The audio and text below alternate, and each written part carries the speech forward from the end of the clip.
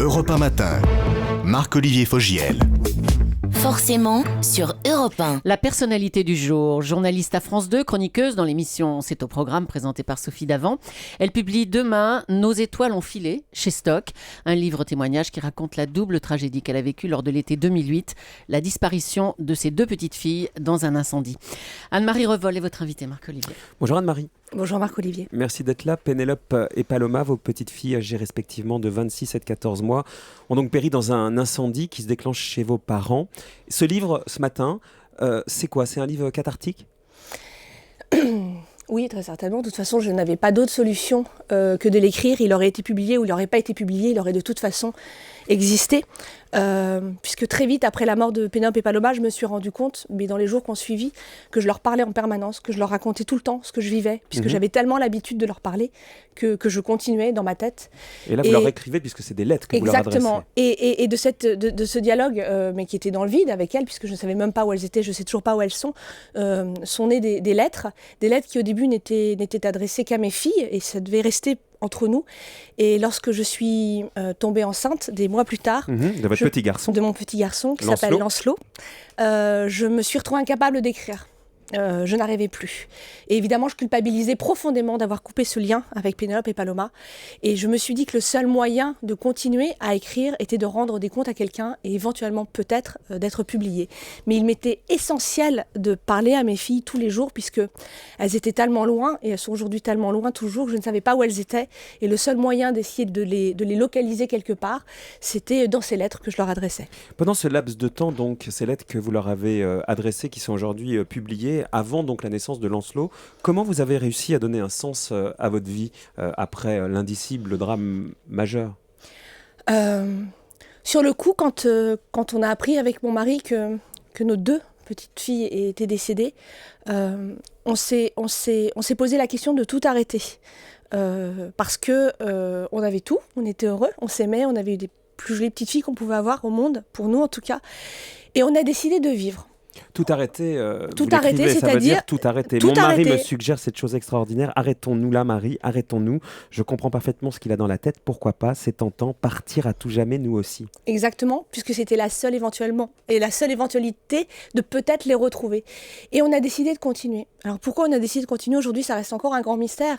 Je vous dirais comme ça qu'il y avait mes parents à l'hôpital qui avaient besoin de nous, qu'il y avait ma famille, mon frère, ma sœur que j'aime, et surtout Luc, qui est l'immense amour de ma vie, voilà, mon mari. Et on s'est dit qu'on continue. Et en fait, je crois qu'on était sur le coup d'abord très heureux au moment où elles sont mortes, donc on était assez forts, on était outillés pour avancer. Et après, on est dans le faire. On est perpétuellement dans le faire, dans le avancer, dans le poser des actes. Le premier acte qu'on a dû poser après leur mort a été de prendre un billet de train. Ça paraît stupide, mais il a fallu prendre un billet de train pour descendre dans le Midi, retrouver... Dans la Drôme, voilà. Là où l'incendie Là où l'incendie a eu lieu, puisque nos petites filles sont mortes effectivement dans le sud de la France. Et ça a été le premier acte de faire.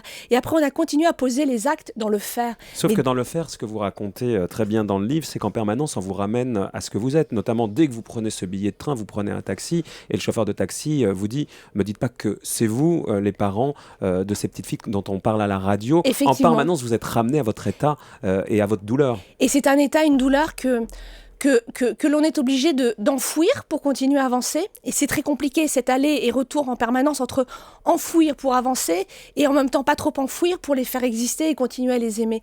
Et effectivement, c'est même quand je suis à la gare et que je prends mon billet de train, on est tellement pressé que je double un peu, je m'approche vers un guichet fermé et j'explique à la jeune femme pourquoi il me faut un billet immédiatement. Et elle me dit « Oh là là, ma pauvre, mais c'est affreux ce qui vous arrive, comment on se remet de ça ? Moi, je sais que dans ma famille, il y a eu ça, on ne s'en remet pas. » Et effectivement, c'est tout le temps. Et en fait, en même temps, c'est bon, c'est affreux ce que je dis, mais c'est bon parce que ça l'ancre en vous, parce que c'est tellement immonde comme nouvelle, c'est tellement inacceptable que le fait que les gens vous le redisent l'ancre en vous en permanence. Sauf que ça crée des situations un peu compliquées. Par exemple, quand une de vos amies a une place en crèche, vous comprenez que cette place en crèche, on lui a attribué parce que c'était une des places de votre fille. Donc en permanence, même dans les anecdotes heureuses, vous êtes renvoyé à ce drame. Effectivement. Oui. Je ne sais pas pourquoi on avance. Enfin, oui... Je sais pas quoi dire. Vous avancez aussi pour Lancelot, j'imagine. On avance pour Lancelot qui n'était pas encore en route, mais on avait décidé de le faire, cet enfant. Parce que la décision, c'était simple à la mort des filles. Ou on se donnait la mort, ou on continuait à avancer. Mais on ne pouvait pas continuer à avancer à moitié. Sinon, on s'en serait pas sorti. Donc, continuer à avancer, ça voulait dire essayer de continuer notre famille. Pas refaire une famille, continuer. Puisque de toute façon... Mais est-ce qu'à un moment donné, quand on met au monde un petit garçon et qu'on a perdu ses 2 petites filles, on a un sentiment de culpabilité d'une certaine manière par rapport à ces 2 petites filles ? Non, étonnamment, non, pas du tout. Mais c'est une question que vous vous êtes posée Oui, sur bien sûr. C'est une question que je me suis... sur le coup, jusqu'à la naissance de Lancelot, j'étais dans le doute permanent, en me disant, est-ce que ce bébé ne va pas écraser mes filles ? Est-ce qu'il va pas être plus beau, plus intelligent, différent ? Et puis même au début, j'étais désespérée d'avoir un garçon. Très honnêtement, je rêvais d'avoir encore une fille. J'avais tellement besoin de prolonger cette histoire avortée que je rêvais d'une fille. Et c'est vrai que ce petit garçon, je me disais, mais comment je vais faire ? J'ai pas le mode d'emploi des garçons, je l'ai jamais eu.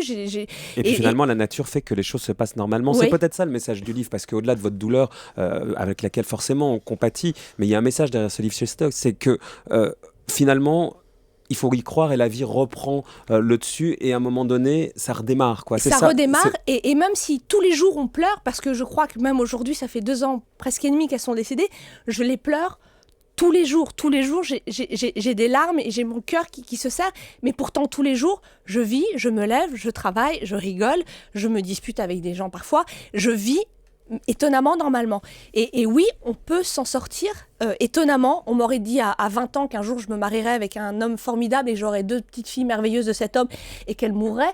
J'aurais dit mais je n'en survivrai pas, c'est impossible. Et pourtant je suis là. L'univers professionnel, c'est important d'avoir immédiatement repris pied dans l'univers professionnel et pas lâcher. Vous avez raison, c'est quelque chose d'obligatoire. On a très vite consulté, ça nous a beaucoup aidé ensemble, mon mari et moi.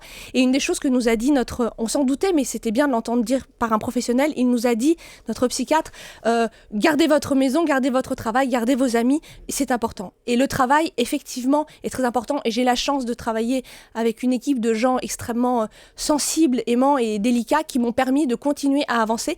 Et ce qui était très important pour moi, c'était qu'on ne me regarde pas comme une malade. Et je leur ai écrit avant d'aller travailler, s'il vous plaît, prenez-moi tel que j'étais avant la mort des filles. J'ai pas changé, je suis juste plus fragile, plus sensible. Mais s'il vous plaît, ne me renvoyez pas une image de personnes malades ou de pestiférées, ce qui est parfois le cas d'ailleurs dans la vie aujourd'hui. Nos étoiles ont filé un témoignage poignant. Anne-Marie Revol. Merci beaucoup Anne-Marie d'être venue ce matin sur Europe.